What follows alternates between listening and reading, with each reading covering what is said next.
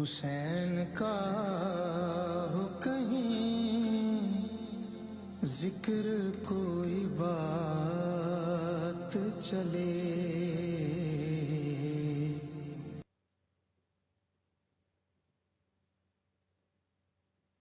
اعوذ باللہ من الشیطان اللعین الرجیم، بسم اللہ الرحمن الرحیم، الحمد للہ رب العالمین، ثم الصلاۃ والسلام علی سیدنا صاحب التاج والمعراج والبراق والعلم، دافع البلاء والوباء والقحط والمرض والعلم، اسمہ مکتوب مشفوع منقوش فی اللوح والقلم، جسمہ مقدس مطہر منور فی البیت والحرم، نبی الحرمین، امام القبلتین، وسیلتنا فی الدارین، جد الحسن والحسین، مولانا ابی القاسم محمد صلوات اللہم صلی علی محمد وآل محمد وعجل فرجہ وعلی عطرتہ الطیبین الطاہرین المعصومین المظلومین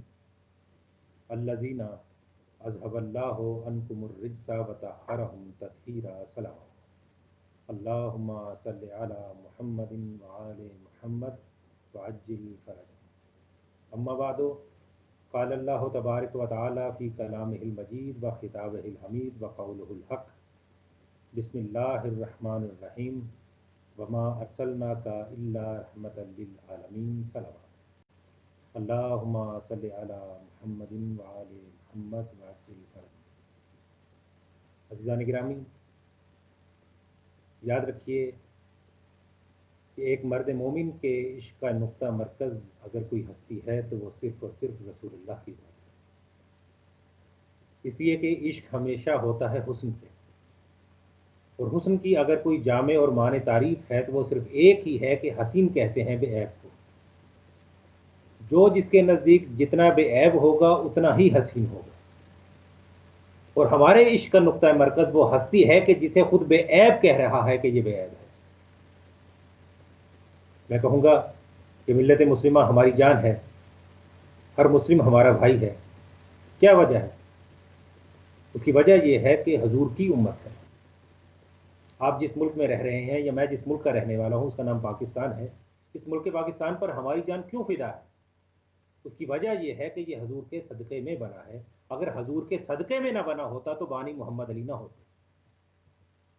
تو میں نے بتایا کہ ملت مسلمہ ہماری جان ہے، ہر مسلم ہمارا بھائی ہے۔ کیوں؟ اس لیے کہ حضور کی امت ہے۔ ہم صحابہ کرام کی عزت کیوں کرتے ہیں؟ صرف اس لیے کرتے ہیں کہ رسول کے اصحاب ہیں۔ ہم اہل بیت کے لیے اپنے دیدہ و دل کس لیے فرش راہ کرتے ہیں؟ صرف اس لیے فرش راہ کرتے ہیں کیونکہ حضور کی اہل بیت ہے۔ ہم قرآن مجید کو الہامی کتاب اس لیے مانتے ہیں کیونکہ رسول اللہ پر نازل ہونے والی کتاب ہے، اور میں سمجھتا ہوں کہ اس سے بڑھ کر کوئی آخری منزل نہیں ہو سکتی کہ ہم اللہ کو اس لیے اللہ مانتے ہیں کیونکہ وہ حضور کا اللہ ہے، اور وہی ارشاد فرما رہا ہے اپنے رسول کے لیے، جسے میں نے اپنا تتمہ کلام بنایا، جسے میں اپنے سرنامہ سخن بنایا ہے، کہ جس میں اللہ ارشاد فرما رہا ہے کہ وما ارسلناک الا رحمۃ للعالمین، کہ اے میرا حبیب ہم نے آپ کو عالمین کے لیے رحمت بنا کر بھیجا۔ وما ارسلناک، ہم نے نہیں کیا آپ کا ارسال الا رحمت للعالمین، مگر عالمین کے لیے رحمت قرار دے کر۔ تو یاد رکھیے کہ ارسال کے معنی ہوتے ہیں بھیج دینا، اور اس کلام بلاغت نظام میں لطافت یہ ہے کہ اللہ ارشاد فرما رہا ہے کہ وما ارسلناک، ہم نے نہیں بھیجا آپ کو، ہم نے نہیں کیا آپ کا ارسال الا رحمت للعالمین، مگر عالمین کے لیے رحمت قرار دے کر۔ نزاکت مفہوم یہ ہے کہ ذات کو رحمت نہیں اللہ کہہ رہا، بلکہ ارسال کو رحمت کہہ رہا ہے۔ اس لیے کہ آپ توجہ فرمائیے کہ ارسال کے معنی ہوتے ہیں بھیج دینا۔ بھیج دینا ایک صفت ہے، صفت محتاج ہوتی ہے موصوف کی، جس طرح حال محتاج ہوتا ہے ذوالحال کا۔ آنا جانا کسی کی ذات سے وابستہ ہے۔ جب ذات ہی نہیں ہوگی تو صفت کہاں سے ہوگی؟ جب صفت ہوگی تو اس کا مطلب ہے کہ ذات ہے، تو آنا جانا کسی کی ذات سے وابستہ ہے، ذات ہوگی تو صفت ہوگی۔ تو جس کی صفت کو اللہ رب العزت عالمین کے لیے رحمت بنا رہا ہے تو اس شخصیت کی ذات کتنی بلند ہوگی؟ تو اللہ ارشاد فرما رہا ہے کہ وما ارسلناک الا رحمت للعالمین، کہ میرے حبیب ہم نے نہیں بھیجا آپ کو مگر عالمین کے لیے رحمت قرار دے کر۔ عزیزان گرامی، آپ جانتے ہیں کہ روزمرہ کے استعمالات میں آپ اس لفظ کو استعمال کرتے ہیں کہ آپ نے خط لکھا۔ اگر آپ خط کو لکھ کر آپ اپنی جیب میں ڈال لیں تو کیا لفظ ارسال صادق ہو جائے گا؟ نہیں۔ جب تک آپ خط کو لکھ کر اپنی ذات سے جدا نہیں کریں گے اور لیٹر باکس میں نہیں ڈالیں گے، لفظ ارسال صادق نہیں ہے۔ تو پتہ چلا کہ لفظ ارسال اس وقت تک صادق ہوگا جبکہ اپنی ذات سے جدا کسی چیز کو کر دیا جائے گا۔ تو اللہ کہہ رہا ہے کہ میرے حبیب آپ کی ذات تو بہت بلند ہے، میں نے آپ کی یہ ذات کی جو صفت ہے نا ارسال، اس ارسال صفت کو عالمین کے لیے رحمت بنا دیا، اور ارشاد فرمایا کہ میں نے آپ کو اول مخلوق بنا کر خلق کیا۔ کب خلق کیا؟ کہ جب عدم کی ظلمت فضائے امکان کو گھیرے ہوئے تھی، سمت اپنی وجوہ کو مشرق و مغرب سے اریاں کیے ہوئے تھی، پہاڑوں کی بلندی فوقیت کی جویاں تھی اور قارے دریا پستی کے متلاشی تھے، زمین بچھنے کے لیے پانی کی روانی تلاش کر رہی تھی اور آسمان بلند ہونے کے لیے سورہ دخان کی تلاوت کر رہا تھا، آگ نیستی کی گھٹن میں جلی جاتی تھی اور یہ خاک ناپید ہونے کے سبب مٹی میں ملی چلی جاتی تھی، نہ گل تھا نہ بوٹا تھا، سارا جہاں سونا تھا، نہ سورج تھا نہ چمک تھی، نہ چاند تھا نہ دھمک تھی، نہ ستارے تھے نہ چمک تھی، نہ خار تھا نہ کھٹک تھی، ماں صرف اللہ سناٹا چھایا ہوا تھا، محفل وحدت میں صرف ایک شمع وحدت چل رہی تھی اور قربان ہونے کے لیے کوئی پروانہ موجود نہیں تھا۔ عدم کی ظلمت کو چاک کر کے گلزار جہاں کو سجانے کے لیے اس نے اول مخلوق کو خلق کیا۔ ایک تھا وہ بنانے والا اور دوسرا تھا یہ مخلوقات میں نور محمدی بننے والا۔ ایک لازمہ بنا رہا تھا، ایک لازمہ بن رہا تھا، ایک لامکاں بنا رہا تھا، ایک لامکاں بن رہا تھا، ایک بے مثال بنا رہا تھا، ایک بے مثال بن رہا تھا، اور اس نے اس حبیب کو اتنا بے مثال بنا دیا کہ اس کا سایہ بھی ختم کر دیا، دنیا کو یہ بتلانے کے لیے کہ جس کا سایہ اس جیسا نہیں اس کا ہمسایہ اس جیسا کیسے ہو سکتا ہے۔ چنانچہ اصحاب میں یہ متعدد مرتبہ گفتگو ہوتی تھی کہ رسالت مآب کا آخر سایہ کیوں نہیں ہے، تو اصحاب نے مختلف جواب دیے۔ جو سب سے خوبصورت دلیل دی نا رسول اللہ کے ایک صحابی نے دی، وہ ارشاد فرماتے ہیں کہ رسول اللہ کا سایہ اللہ نے اس لیے نہیں بنایا کیونکہ اگر اللہ رب العزت رسول اللہ کا سایہ بنا دیتا تو فرض کیجئے سورج نکلا ہے ادھر اور رسول اس سے اپوزٹ سائڈ پر دوسری طرف جا رہے ہیں تو سایہ چلتا آگے۔ تو اللہ ارشاد فرما رہا ہے کہ میرے رسول سے آگے مت بڑھو، لا تقدموا بین یدی اللہ ورسولہ، کہ ہرگز میرے رسول سے آگے بڑھنے کی کوشش مت کرنا ورنہ سارے کے سارے اعمال ضبط کر لوں گا۔ تب اس صحابی نے ارشاد فرمایا کہ اگر رسول اللہ جا رہے ہیں ادھر اور سورج بھی ادھر ہی نکلا ہوا ہے تو سایہ چلتا پیچھے۔ تو صاحب نے کہا ہم رسول اللہ کے صدقے میں تو بہت کچھ ہو سکتے ہیں مگر اسلام لانے سے پہلے، کلمہ پڑھنے سے پہلے ہم سب گنہگار ہیں۔ جیسے ہی ہم گناہ گاروں کے قدم رسول اللہ کے سائے پر آتے تو رسول اللہ کے سائے کی توہین ہو جاتی، اس لیے اللہ نے رسول اللہ کے سائے کو ہی ختم کر دیا۔ میں کہوں گا ہماری یہ گفتگو رسول اللہ کے ان اصحاب پر قربان ہو جائے کہ جنہوں نے یہ جملہ ارشاد فرما دیا کہ اللہ نے اس لیے رسول اللہ کا سایہ ختم کر دیا تاکہ ہم گناہ گاروں کے قدم رسول اللہ کے سائے پر نہ آ جائیں۔ گویا کہ اصحاب نے یہ فیصلہ کر دیا کہ اصحاب وہ ہیں کہ جن کے قدم رسول اللہ کے سائے پر نہیں آ سکتے، جبکہ اہل بیت وہ ہیں کہ جن کے قدم سائے پر تو کیا مہر نبوت پر بھی آ سکتے ہیں۔ اسی لیے تو شاعر نے کہا کہ لوگ کہتے ہیں تیرے پیکر کا سایہ نہ تھا، لوگ کہتے ہیں تیرے پیکر کا سایہ نہ تھا، میں تو کہتا ہوں جہاں بھر پہ تھا سایہ تیرا۔ یعنی دنیا یہ کہتی ہے کہ رسول اللہ کا سایہ نہیں تھا، لیکن ہم محمد و آل محمد کے ماننے والے یہ کہتے ہیں کہ رسول اللہ کا سایہ بظاہر ان کے بدن کا سایہ نہیں تھا مگر کائنات بھر پہ رسول اللہ کا سایہ تھا۔ تو صبح اول، وجود اول، نور اول رسول اللہ کو اللہ رب العزت نے خلق کیا، اور جب خلق کیا تو ارشاد فرمایا کہ میرے حبیب آپ ہمارے ہی بارگاہ میں تو رہے۔ خدا کا حبیب متن توحید کا حاشیہ بنا رہا تھا، وحدت کے پھول کی خوشبو بنا رہا تھا، اور جب اپنی ذات سے جدا کر کے دور خلق میں اللہ نے اپنی حبیب کو بھیجا تو ارشاد فرما دیا کتب اسمی علی العرش فاستقر وعلی السماوات فقامت وعلی الارض فاستقرت وعلی اللیل فتجا वलन नहार व तबस्समा, कि हमारा इसमें ग्रामी अर्श पर लिखा तो ठहरा, फर्श पर लिखा तो रुका, हवा पर लिखा तो चलने लगी, आग पर लिखा तो जलने लगी, सुबह पर लिखा तो मचलने लगी। मैं कहूंगा कि जब तासीर इसमें सामी ये है तो असर फैज़े गिरामी क्या होगा। तो खुदा का हबीब मतने तौहीद का हाशिया बना रहा है, वहदत के फूल की खुशबू बना रहा है, और जब अपने इस हबीब को अपनी जात से जुदा कर दूर खल्क में भेजा तो इस दूरी को आलमीन के लिए रहमत बना दिया। तो मुझे कहने दीजिए कि जिसकी दूरी आलमीन के लिए रहमत हो उसका कुर्ब कितना बुलंद होगा। एक और गोशे की तरफ आपकी तवज्जो दिलाना चाहता हूं कि आप किसी को अपने से दूर कर नहीं सकते जब तक कि उसे अपने करीब ना कर लें। आप किसी शख्स को बुलाने के लिए किसी को भेजते हैं तो क्या आप दूर से भेजेंगे? नहीं, पहले आप उस शख्स को करीब बुलाएंगे, उसे मैसेज देंगे, अपना पैगाम देंगे, फिर आप उसे दूर भेजेंगे।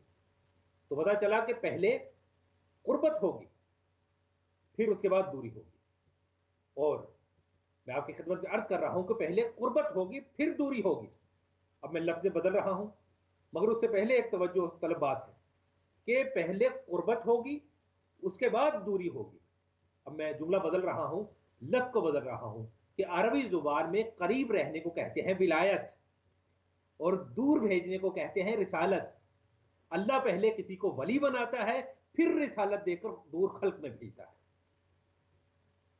तो करीब रहने को कहते हैं अरबी में विलायत, दूर भेजने को कहते हैं रिसालत। अल्लाह रब्बुल इज्जत पहले किसी को वली बनाता है, पहले किसी को विलायत देता है, फिर रिसालत देकर दूर खल्क में भेजता है। अब जितनी ज्यादा कुर्बत होगी उतनी ही ज्यादा विलायत होगी, जितनी ज्यादा विलायत होगी उतनी ही बड़ी रिसालत होगी। और अगर रिसालत की जब मंजिल आ जाए कि उसके आगे कोई मुकामे रिसालत बचे ही नहीं तो फिर ऐसी हस्ती पर रिसालत खत्म हो जाती है। इसीलिए अल्लाह इरशाद फरमाता है कि इन्नमा वलियुकुमुल्लाहु व रसूलुहु वल्लज़ीना आमनुल्लज़ीना युक़ीमुनस्सलाता व युअतूनज़्ज़काता व हुम राकिऊन, कि अल्लाह वली है, उसका रसूल वली है, और वो वली है जो हालत रुकू में ज़कात देते हैं।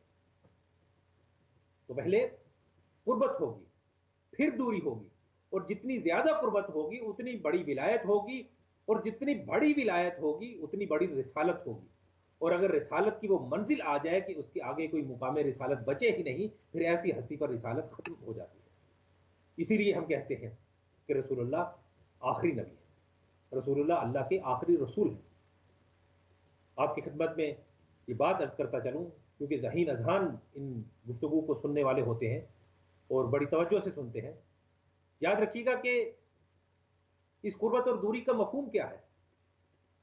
आप मेरे करीब हैं या मैं आपके करीब हूं, आप मुझे देख रहे हैं, मैं आपको बज़ाहिर नहीं देख रहा, लेकिन आप हजरात इस वक्त मुसलसल इस चीज़ को निगाह कर रहे हैं, देख रहे हैं। तो अज़ीज़ान गिरामी, याद रखिए कि मैंने एक जुमला इरशाद फरमाया आपकी खिदमत में क्योंकि अल्लाह का कलाम था, इसलिए इस जुमले को कहा कि जितनी ज़्यादा कुर्बत होगी उतनी ज़्यादा दूरी होगी, जितनी बड़ी विलायत होगी उतनी बड़ी रिसालत होगी। और अगर रिसालत की वो मंजिल आ जाए कि उसके आगे कोई मुकामे रिसालत बचे नहीं, फिर ऐसी हस्ती पर रिसालत खत्म हो जाती है। मैं कहूंगा कि अल्लाह हर इंसान के करीब है, मगर इंसान बज़ाहिर तौर पर खुदा को नहीं देख सकता, इसलिए कि हम बज़ाहिर बदन रखते हैं, जिस्म रखते हैं, मकान में घिरे हुए हैं, मगर वो अल्लाह जो ना मकानी है, ना ज़मानी है, ना लायक तहलील है, ना काबिल इशारा है, ना लायक तज्जिया है, ना उसका हलूल मुमकिन है, फिर उस अल्लाह से करीब होने का मफहूम क्या है, फिर उस अल्लाह से करीब होने का मकसद क्या है। तो अज़ीज़ान गिरामी, दूरी का मफहूम समझ में आ जाएगा। पहले इस कुर्बत के मफहूम को समझिएगा कि ये कुर्बत का मफहूम असल में क्या है। तो याद रखिए कि अल्लाह रब्बुल इज़्ज़त की ज़ात वो ज़ात है जो कि सिर्फ और सिर्फ लायक इबादत है, उसी की ज़ात है जिसकी इबादत की जाती है। कोई भी इबादत हो, चाहे वो नमाज है, रोज़ा है, हज है, ज़कात है, खुम्स है, जहाद है, कोई भी इबादत है, ये सब की सब अल्लाह के लिए है। और जब तक किसी इबादत की नीयत नहीं होगी वो इबादत इबादत नहीं होगी। मसलन सुबह की 2 रकत नमाज पढ़ता हूँ, इसलिए वाजिब कुर्बतन इल्लल्लाह, अल्लाह से करीब होने के लिए। इसी तरह आप देखिए कि आप हज करते हैं, क्यों? वाजिब कुर्बतन इल्लल्लाह, अल्लाह से करीब होने के लिए। इसी तरह आपने ज़कात दी, क्यों? اللہ سے قریب ہونے کے لیے. اسی طرح آپ نے روزہ رکھا کیوں؟ اللہ سے قریب ہونے کے لیے. خمس و زکوٰۃ دیا کیوں؟ اللہ سے قریب ہونے کے لیے. میں کہوں گا کہ کیا نماز فجر پڑھنے سے پہلے آپ کے اور اللہ کے درمیان 10 میل کا فاصلہ تھا؟ جو نماز فجر پڑھی اور 5 میل میں اللہ کے قریب ہو گیا، 5 اللہ میرے قریب ہو گیا.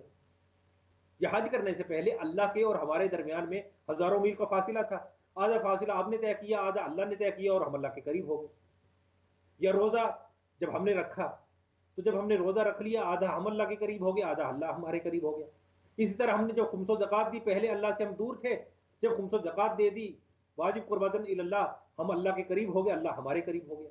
کیا اس کا مفہوم یہ نہیں؟ عزیزان گرامی، اس کا مفہوم ہرگز یہ نہیں ہے کہ ہم نے نماز پڑھی تو ہم اللہ کے قریب ہو گئے، پہلے قریب نہیں تھے. اس کا مفہوم یہ ہے کہ اللہ تو وہ ذات ہے جس کو دیکھا نہیں جا سکتا، مکانی وہ نہیں ہے، زمانی وہ نہیں ہے، ذہن میں وہ آ نہیں سکتا، فکر میں وہ سما نہیں سکتا، الفاظ اس کا احاطہ کر نہیں سکتے، طائر و تخیل وہاں تک پہنچ نہیں سکتا. پھر اس سے قربت کا مفہوم کیا ہے؟ تو یاد رکھیے کہ اللہ سے قریب ہونے کا مفہوم یہ ہے کہ اللہ نام ہے اس ذات کا. کون ہے اللہ؟ اللہ نام ہے اس ذات کا جو کہ کمال نقطہ کا نقطہ اول بھی ہے اور نقطہ آخر بھی ہے. نقطہ کمال خدا کی ذات پر جا کر ختم ہو جاتا ہے. اب اس اللہ سے قریب ہونے کا مقصد کیا ہے؟ اس کا مطلب یہ ہے کہ اللہ کے جب کوئی قریب ہو جاتا ہے تو نقطہ کمال کے قریب ہوتا چلا جاتا ہے. اس لیے ماننا پڑے گا کہ رسول اللہ رسول بننے سے پہلے اس نقطہ کمال کے قریب ہوں گے. اس لیے کہ جب انسان نقائص سے دور ہوتا چلا جاتا ہے تو وہ کمال کے قریب پہنچتا چلا جاتا ہے. لیکن اگر کمال کی وہ منزل آ جائے کہ جس کے آگے کوئی مقام میں کمال بچے ہی نہیں، پھر ایسی ہستی پر کمال ختم ہو جاتا ہے. اور جب ایسی ہستی پر کمال ختم ہو جائے تو پھر اللہ ایسی ہستی کو معصوم قرار دے کر خلقت میں بھیج دیتا ہے. اسی لیے شریعت میں ہمارے ہاں قانون ہے کہ نبی ہمیشہ معصوم ہوگا. امیر المومنین خود ارشاد فرماتے ہیں، خود رسول اللہ ارشاد فرماتے ہیں کہ اول ما خلق اللہ نور، کہ اللہ نے سب سے پہلے ہمارے نور کو خلق فرمایا. امیر المومنین ارشاد فرماتے ہیں کہ رسول اللہ کے نور کو خداوند عالم نے اس وقت خلق فرمایا کہ جب نہ زمین تھی، نہ آسمان تھا، نہ لوح تھا، نہ قلم تھا، نہ دن تھا، نہ رات تھا، کچھ بھی تو نہیں تھا. اس وقت اللہ رب العزت نے رسول اللہ کے نور کو خلق فرمایا. اور آپ جانتے ہیں کہ انسان عناصر اربع سے مل کر بنا ہے. عناصر اربع یعنی 4 عناصر، آگ، مٹی، ہوا اور پانی. ان چاروں عناصروں سے مل کر انسان کی تخلیق ہوئی ہے. اور اللہ نے خود ارشاد فرمایا کہ لقد خلقنا الانسان فی احسن تقویم، کہ ہم نے انسان کو بہترین تصویر بنا کر، احسن تقویم یعنی بہترین شکل دے کر انسان کو خلق کیا. تو بتایا کہ خلق یعنی انسان کو خلق کیا ہے، لیکن اول ما خلق اللہ نوری، اللہ نے سب سے پہلے جس چیز کو خلق کیا وہ ہم اہل بیت تھے، محمد و اہل بیت محمد تھے. تو انسان کس چیز سے مل کر بنا ہے؟ عناصر اربع سے، آگ، مٹی، ہوا اور پانی. گویا آگ تھی تو یہ نور اول تھا، مٹی نہیں تھی یہ نور اول تھا، ہوا نہیں تھی یہ نور اول تھا، پانی نہیں تھا یہ نور اول تھا. اور پھر کیا ارشاد فرمایا؟ الذی خلق الموت والحیات، کہ موت اور زندگی کو اللہ نے خلق کیا. پتہ چلا کہ موت بھی نہیں تھی یہ نور اول تھا، زندگی بھی نہیں تھی یہ نور اول تھا. تو سوچ کر بتائیے کہ جس کی نہ موت ہم جیسی نہ زندگی ہم جیسی، پھر وہ ہم جیسا کیسا؟ تو اہل بیت ہم جیسے نہیں ہیں. تو امیر المومنین نے کیا ارشاد فرمایا کہ اللہ رب العزت نے رسول اللہ کے نور کو جب خلق فرمایا تو اس نور سے رسول اللہ کے اللہ رب العزت نے 12 حجابوں کو خلق فرمایا، جن میں سے پہلا حجاب قدرت، دوسرا ہے حجاب عظمت، تیسرا ہے حجاب منت، چوتھا ہے حجاب رحمت، پانچواں حجاب سعادت، چھٹا حجاب کرامت، ساتواں حجاب منزلت، آٹھواں حجاب ہدایت، نواں حجاب نبوت، 10واں حجاب رفعت، 11واں حجاب ہیبت اور 12واں حجاب شفاعت. ان 12 حجابوں میں نور مصطفیٰ تسبیح کرتا رہا اور گردش الہی کرتا رہا. پھر اللہ رب العزت نے جب ان انوار کو خلق کر دیا تو یہ نور کسی حجاب میں سبحان ربی الاعلیٰ کی تسبیح کرتا رہا، کسی میں سبحان ربی العظیم کی تسبیح کرتا رہا، کسی میں سبحان الملک المنان کی تسبیح کرتا رہا، کسی میں سبحان ذی الملک والملکوت کی تسبیح کرتا رہا، کسی میں یہ نور مختلف تسبیحات سبحان اللہ و بحمدہ سبحان العظیم کی تسبیح کرتا رہا، یہاں تک کہ خداوند عالم نے رسالت مآب کے نور کو لوح پر خلق کیا۔ جب لوح میں خلق کر دیا، لوح پر ظاہر کر دیا، تو یہ 4000 سال تک نور اپنا وہاں گردش کرتا رہا اور خدائی رفت و جلال کا مظاہرہ کرتا رہا، جہاں تک کہ خداوند عالم نے اس نور کو عرش پر ظاہر کیا۔ یہ نور وہاں پر 7000 سال تک روشنی دیتا رہا، پھر عرش سے یہ نور رسول اللہ کا ساق عرش پر ثبت ہوا، اور ساق عرش پر جب یہ ثبت ہوا تو خداوند عالم نے اسی نور کو خداوند عالم نے صلب آدم میں ظاہر کر دیا، اور پھر یہی نور صلب آدم سے صلب شیس میں، صلب شیس سے صلب انوش میں، صلب انوش سے صلب قینان میں، صلب قینان سے صلب محلائل میں، صلب محلائل سے صلب علیارد میں، صلب علیارد سے صلب ملک میں، صلب ملک سے صلب نو میں، صلب نو سے صلب سام میں، صلب سام سے صلب ارفختن میں، صلب ارفختن سے صلب شالک میں، صلب شالک سے صلب طاہر میں، صلب طاہر سے صلب قائے میں، صلب قائے سے صلب ارغو میں، صلب ارغو سے صلب طہور میں، صلب طہور سے صلب ناہور میں، صلب ناہور سے صلب طارق میں، صلب طارق سے صلب ابراہیم میں، صلب ابراہیم سے صلب اسماعیل میں، صلب اسماعیل سے صلب قیدار میں، صلب قیدار سے صلب جمل میں، صلب جمل سے صلب سلامہ میں، صلب سلامہ سے صلب حمی میں، صلب حمی سے صلب یعی میں، صلب یعی سے صلب عود میں، صلب عود سے صلب عدنان میں، صلب عدنان سے صلب معر میں، صلب معر سے صلب نظر میں، صلب نظر سے صلب سلامہ میں، صلب سلامہ سے صلب مدرکہ میں، صلب مدرکہ سے صلب خزیمہ میں، صلب خزیمہ سے صلب کنانہ میں، صلب کنانہ صلب نظر میں، صلب نظر سے صلب مالک میں، صلب مالک سے صلب فہر میں، صلب فہر سے صلب غالب میں، صلب غالب سے صلب لوئی میں، صلب لوئی سے صلب مرہ میں، صلب مرہ سے صلب قلاب میں، صلب قلاب سے صلب قصی میں، صلب قصی سے صلب عبد مناف میں، صلب عبد مناف سے صلب ہاشم میں، صلب ہاشم سے صلب عبد المطلب میں، صلب عبد المطلب سے اب یہ نور دو حصوں میں تقسیم ہو گیا، ایک پہنچا جناب عبداللہ کی طرف، دوسرا پہنچا جناب ابو طالب کی طرف۔ اب جناب عبداللہ سے جناب محمد مصطفیٰ آئے، جناب ابو طالب سے علی مرتضیٰ آئے۔ جب یہ دونوں نور آ کر اکٹھے ہو گئے تو رسول اللہ نے ارشاد فرما دیا کہ انا و علی من نور واحد، کہ میں اور علی ایک ہی نور سے۔ تو آپ نے دیکھا کہ رسول اللہ نے کیا ارشاد فرمایا، وما ارسلناک الا رحمۃ للعالمین۔ خدا نے فرمایا کہ میرا حبیب ہم نے آپ کو نہیں بھیجا مگر عالمین کے لیے رحمت قرار دے کر، اس لیے کہ کائنات کے لیے اگر رحمت کوئی ہستی ہے تو وہ صرف اور صرف رسالت مآب کی ذات ہے۔ عزیزان گرامی، آج آپ اپنے اس معاشرے میں دیکھیے کہ آج ہمارے اس مذہب کے اندر میں سمجھتا ہوں کہ اگر آپ کو بیرونی طاقتوں سے مقابلہ کرنا ہے، چاہے وہ یہودیت ہے، چاہے وہ عیسائیت ہے، تو وہ تنہا کسی ایک فرقے یا طبقے سے نہیں ہوگا۔ آج ہمارے ہاں مسلمانوں میں مختلف مکاتب فکر پائے جاتے ہیں، چاہے وہ شیعہ ہے، چاہے وہ سنی ہے، چاہے وہ وہابی ہے، چاہے وہ بریلوی ہے، مختلف مکاتب فکر پائے جاتے ہیں۔ ہم کسی کو یہ نہیں کہتے کہ ہم کسی خاص مکتبہ فکر کے لیے اس ذکر کو انجام دیتے ہیں کہ صرف شیعہ ہی اس ذکر کو آ کر سنیں، نہیں، ہم کہتے ہیں کہ یہ اہل بیت کا ذکر، یہ رسالت مآب کا ذکر صرف شیعوں کے لیے نہیں ہے، بلکہ رسالت مآب کی ذات وہ ذات ہے کہ وما ارسلناک الا رحمۃ للعالمین، کہ میرے حبیب ہم نے آپ کو عالمین کے لیے رحمت بنا کر بھیجا ہے۔ تو پتہ چلا کہ عالمین میں صرف مذاہب یا فرقے نہیں پائے جاتے، بلکہ عالمین میں جتنی بھی مخلوقات ہیں وہ پائی جاتی ہیں۔ آپ دیکھیے کہ جتنے بھی انبیاء تشریف لائے، ہر نبی نے آ کر کائنات میں اپنے کلمے کو اجرا کیا۔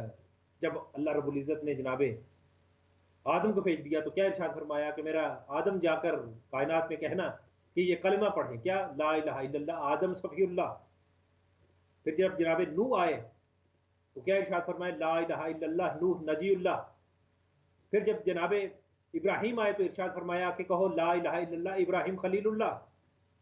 اب جب جناب موسیٰ آئے تو کہا لا الہ الا اللہ موسیٰ کلیم اللہ۔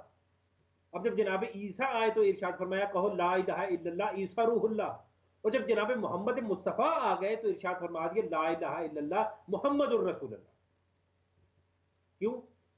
لا الہ الا اللہ یعنی اللہ کے سوا کوئی معبود نہیں، اللہ کا کوئی شریک نہیں ہے، محمد الرسول اللہ، اور محمد اللہ کے رسول ہے۔ عزیزان گرامی، آپ جانتے ہیں کہ ہر نبی جب آیا ہے تو ہر نبی نے اس پیغام کو اللہ کی توحید کو اور اپنی رسالت کو کائنات تک پہنچایا۔ اب آپ جانتے ہیں کہ جب رسالت مآب سے پہلے جو انبیاء تشریف لائے وہ سب کے سب انبیاء اپنے دور کے لیے شریعت لے کر آئے. اگر جناب موسیٰ آتے ہیں تو وہ تورات لے کر آتے ہیں، اگر جناب داؤد آتے ہیں تو وہ زبور لے کر آتے ہیں، اگر جناب عیسیٰ آتے ہیں تو وہ انجیل لے کر آتے ہیں. ہر کتاب اپنے دور کے لیے ایک ہدایت کا مقام رکھتی تھی. اگر جناب موسیٰ آتے ہیں تو ان کے لیے آپ دیکھتے ہیں کہ اللہ رب العزت نے انہیں تورات عطا کی. اب جو جناب موسیٰ کا دور تھا، اب جانتے ہیں وہ جادوگروں کا دور تھا. جادوگروں کا دور ایسا تھا کہ جب فرعون کے دربار میں جاتے ہیں تو آپ نے دیکھا، قرآن پڑھا کہ اس کے اندر کیا موجود ہے کہ جب جناب موسیٰ جاتے ہیں فرعون کو تبلیغ کرنے کے لیے، اس لیے کہ اللہ نے ارشاد فرمایا کہ اے میرا حبیب، اے جناب موسیٰ فرعون کی طرف جاؤ، انہو طغا. کیوں؟ اس لیے کہ وہ طغیان گر ہو گیا ہے، وہ بغاوت کرنے لگا ہے. جاؤ اور جا کے اسے تبلیغ کرو کہ اللہ ایک ہے، اللہ کے سوا کوئی معبود نہیں، خدا تم نہیں ہو بلکہ خدا وہ ہے جس نے تمہیں خلق کیا ہے. چنانچہ حضرت موسیٰ جب اس کی خدمت میں جاتے ہیں، اس کے پاس جاتے ہیں اور اسے جا کر تبلیغ کرتے ہیں، تو آپ نے دیکھا قرآن میں موجود ہے کہ جادوگروں کے ساتھ آپ کا مقابلہ ہوا. اب جب جادوگروں کے ساتھ جناب موسیٰ کا مقابلہ ہوتا ہے تو جناب موسیٰ نے کیا کام کیا؟ اللہ نے ارشاد فرمایا کہ اے میرا حبیب، اے جناب موسیٰ اپنے عصا کو زمین پر پھینک دو. اب وہ عصا جب زمین پر پھینکا تو وہ ایک اژدہا بن گیا. اس اژدہا بن کر کیا کام کیا؟ جتنے بھی وہاں پر سانپ تھے سب کو نگل لیا. اور دوسرا معجزہ اللہ نے کیا دیا جناب موسیٰ کو؟ ید بیضا. جب اپنی بغل میں سے ہاتھ نکالتے تھے تو وہ نور اس میں سے نکلتا تھا. تو وہ ہے پتہ چلا کہ جادوگروں کے مقابلے میں اللہ رب العزت نے جو معجزہ جناب موسیٰ کو عطا کیا تھا وہ معجزہ کیا تھا؟ وہ معجزہ یہ تھا کہ جناب موسیٰ کو عصا عطا فرمایا اور ید بیضا یعنی ان میں سے نور نکلتا تھا ہاتھ میں سے، وہ نصیب فرمایا.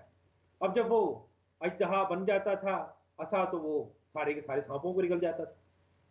اب یہ جادوگروں کے مقابلے میں خداوند عالم نے جناب موسیٰ کو ایک معجزہ عطا فرمایا تھا. اب جب جناب عیسیٰ کا دور آیا تو اللہ رب العزت نے جناب عیسیٰ کو انجیل عطا فرمائی.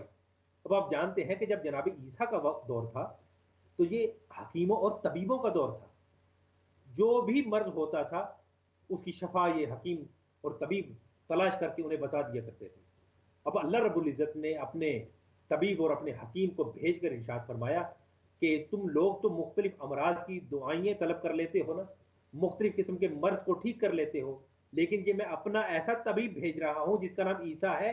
یہ مردوں کو بھی زندہ کر دیتا ہے، یہ کوڑی کو بھی ٹھیک کر دیتا ہے. اگر کوئی شخص مر جاتا ہے تو اسے اپنے پاؤں کی ٹھوکر سے زندہ کر دیتا ہے.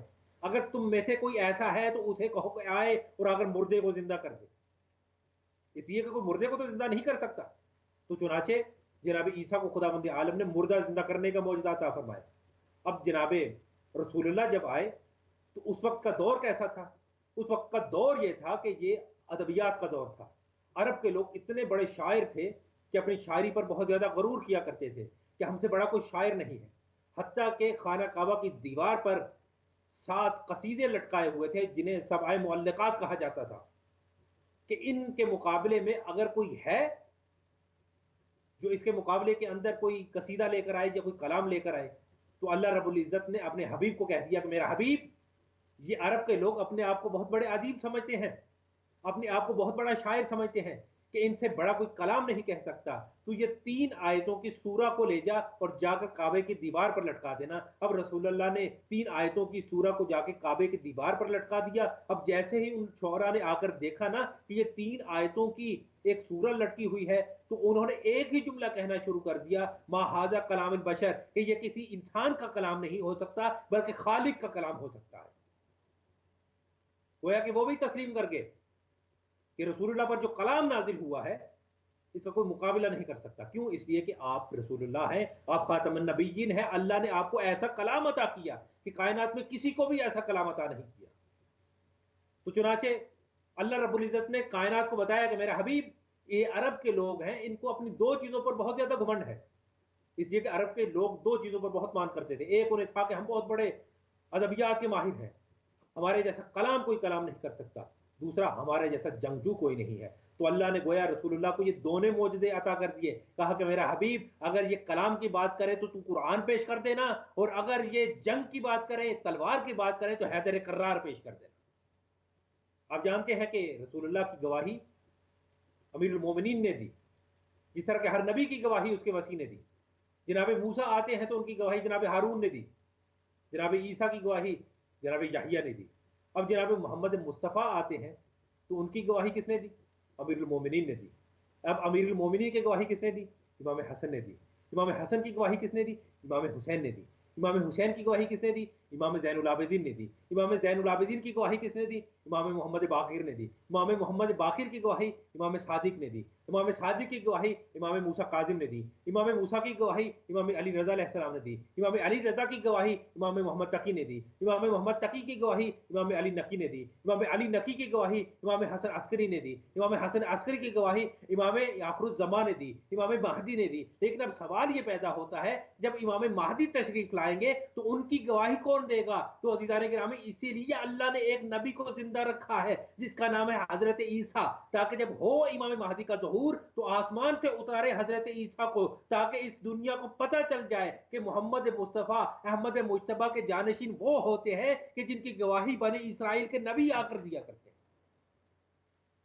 تو پتہ چلا کہ رسالت مآب کی ذات وہ ذات ہے کہ جن کی گواہی امیر المومنین نے دی، اور ان کے جانشین کی گواہی اگر کسی نے دی ہے تو وہ صرف اور صرف اہل بیت ہے، اور اہل بیت میں سے اگر کوئی فرد باقی ہے تو وہ امام زمان ہے۔ ان کی گواہی کون دے گا؟ وہ صرف اور صرف بنی اسرائیل کے نبی حضرت عیسیٰ آ کر دے گا۔ تو عزیزان گرامی یہ اہل بیت کی کلام ہے کہ جنہوں نے ہم تک بات پہنچائی۔ تو آج میں نے کہا کہ دنیا کیا کر رہی ہے؟ مسلمانوں کے درمیان میں اگر دیکھیں تو اختلاف پایا جاتا ہے۔ میں کہوں گا کہ اس وقت جو مسلمان فرقوں میں بٹے ہوئے ہیں ان کا راہ حل صرف ایک ہی ذات ہے، وہ صرف اور صرف رسول اللہ کی ذات ہے۔ آج اس لیے کہ مقابلہ ہے ہمارا یہودیوں سے، آج ہمارا مقابلہ ہے عیسائیوں سے۔ کون عیسائی؟ جو حضرت عیسیٰ کو اللہ کا بیٹا مانتے ہیں، جو حضرت عیسیٰ کو اللہ کا یسوع مسیح مانتے ہیں۔ میں کہوں گا کہ جس طرح رسول اللہ کے مقابلے میں عیسائیوں نے اپنے نبی کو پیش کیا، نہ ہم نے اس طرح سے اپنے رسول کو پیش کیا اور نہ اپنی رسول کی سیرت کو اپنانے کی کوشش کی۔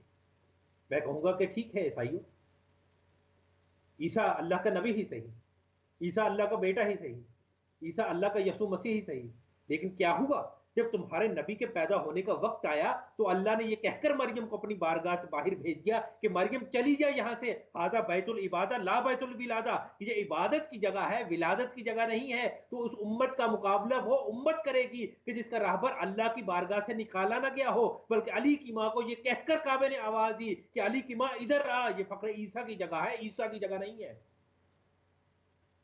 پتہ چلا کہ اگر کوئی راہبر اس وقت موجود ہیں تو وہ رسول اللہ کے جانشین امیر المومنین ہیں، لہذا ان کی سیرت کو اپنی سیرت بنا کر ہم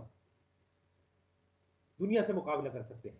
اس لیے اس کے لیے ضروری ہے، چاہے وہ شیعہ ہے چاہے وہ سنی ہے، سب مکاتب فکر کو اکٹھے ہو کر رسالت مآب کی ذات پر اکٹھا ہونا پڑے گا، تاکہ دنیا کو یہ پیغام دیا جائے۔ آج ماہ رمضان آ رہا ہے، آپ جانتے ہیں کہ ماہ رمضان میں سب مکاتب فکر کے لوگ روزہ رکھتے ہیں، افطار کرتے ہیں، دوسروں کو دعوتیں دیتے ہیں۔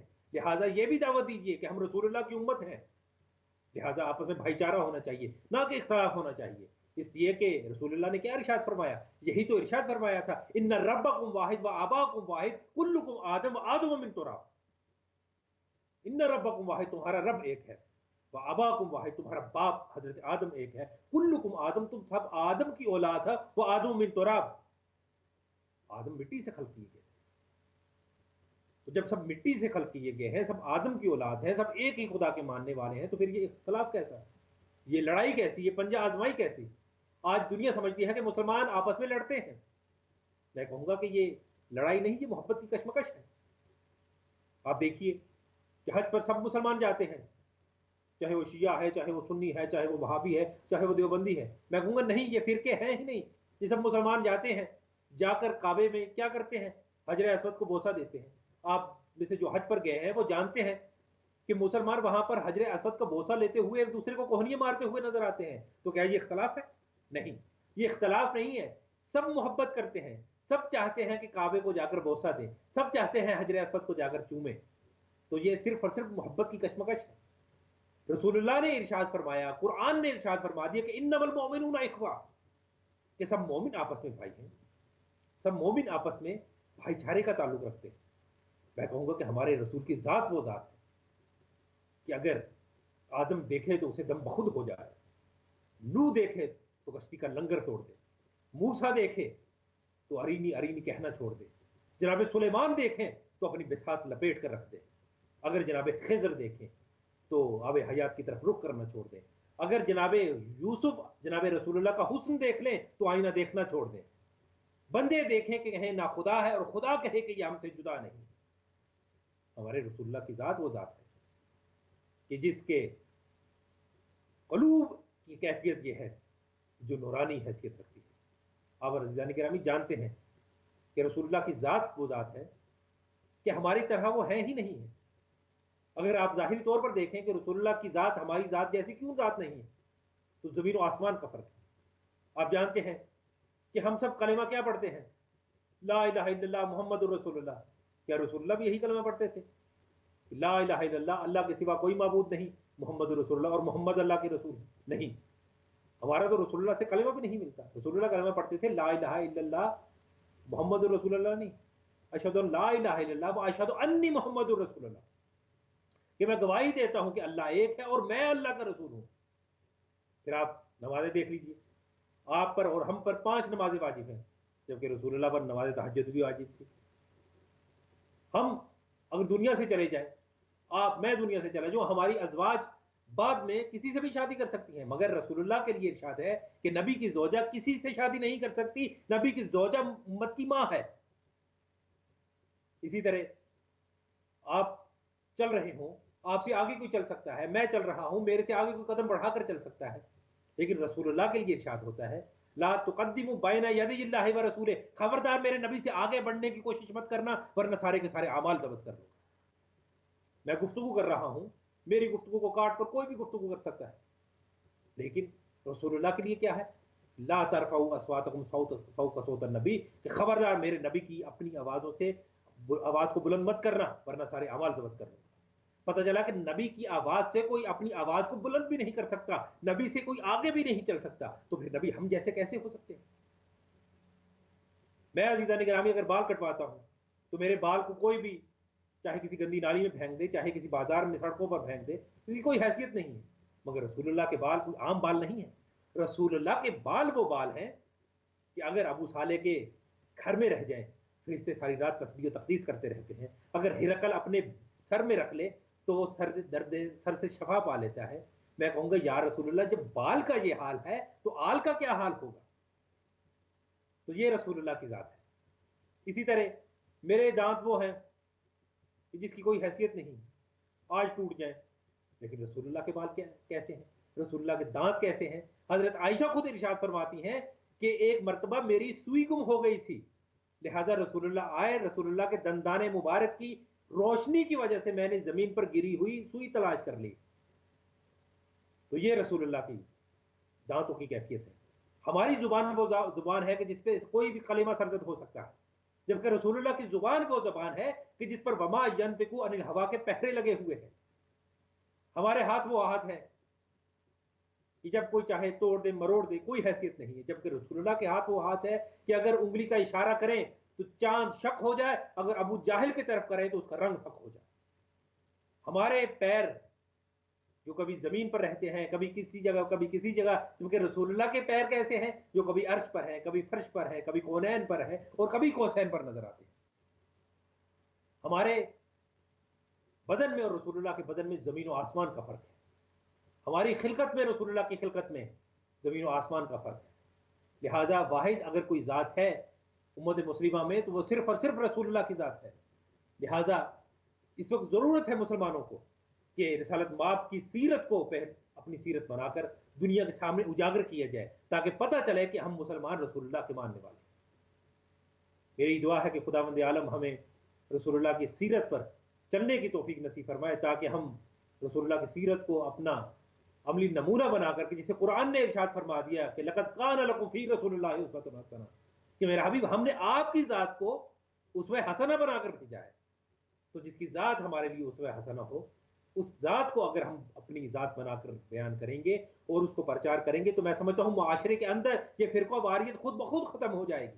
اس لیے کہ قرآن نے کہا ہے جب کہ انما المؤمنون اخوہ، جب مومن آپس میں بھائی بھائی ہیں، جب رسول اللہ نے ارشاد فرما دیا ہے کہ تم سب ایک ہی باپ کی اولاد ہو، تم سب آدم کی اولاد ہو، تم سب آپس میں بھائی بھائی ہو، تو پھر ہم ایسے آپس میں لڑائی کیوں کر رہے ہیں؟